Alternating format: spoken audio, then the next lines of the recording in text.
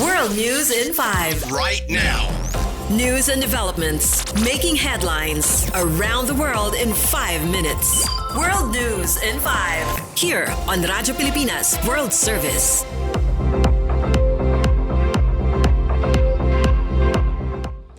Good day. This is World News in 5 here on Radyo Pilipinas World Service.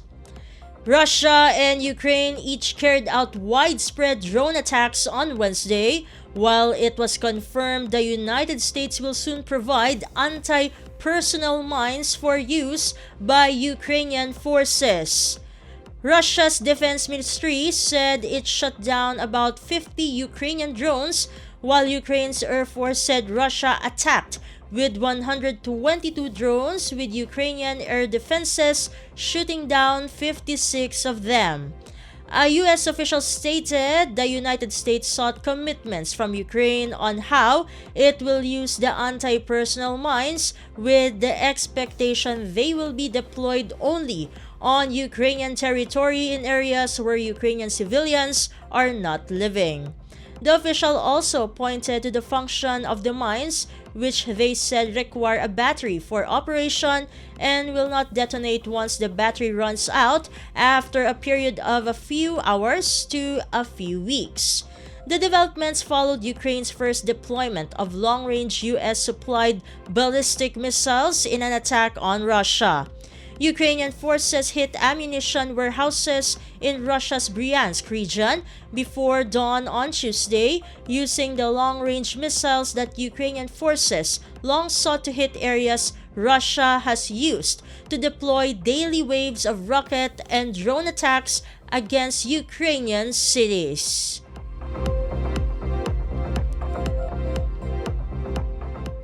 In other news overseas, Spain will legalize about 300,000 undocumented migrants a year starting next May and through 2027.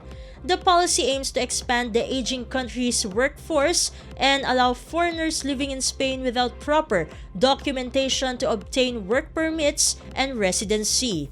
Spain has largely remained open to receiving migrants, even as other European nations seek to tighten their borders to illegal crossings and asylum seekers.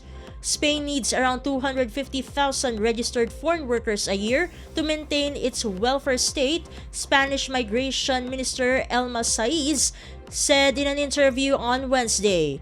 Saiz contended that the legalization policy is not aimed solely at cultural wealth and respect for human rights, as it is aimed at their country's prosperity. Spanish Prime Minister Pedro Sanchez has often described his government's migration policies as a means to combat the country's low birth rate. In August, Sanchez visited 3 West African nations in an effort to tackle irregular migration to Spain's Canary Islands.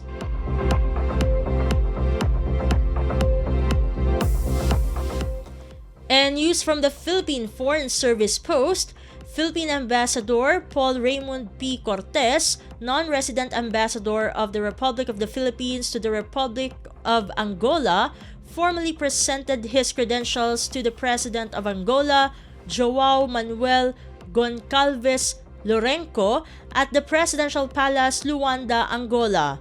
Upon arrival, Ambassador Cortez, together with his spouse, Dr. Yasmin B. Cortez, were received by the Office of Protocol of the Ministry of Foreign Affairs. Ambassador Cortez expressed his appreciation to Angola for the opportunity to strengthen the solid foundation of bilateral relations between the Philippines and Angola. In the Presidential Palace, Ambassador Cortez formally presented his letter of credence to President Lourenco, solidifying his role as the primary diplomatic non-resident representative of the Philippines in Angola. This pivotal moment represents a renewed commitment to enhancing bilateral relations and exploring collaborative efforts that benefit both nations.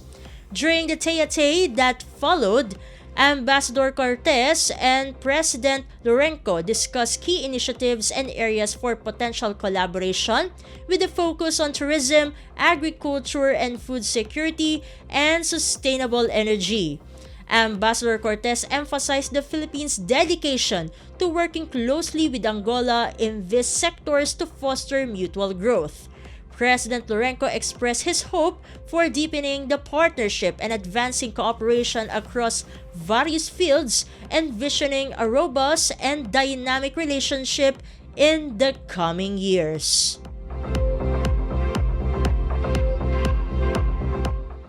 And that concludes today's edition of World News in 5 for Radyo Pilipinas World Service. This has been Steph Vicente. Good day and stay safe, everyone.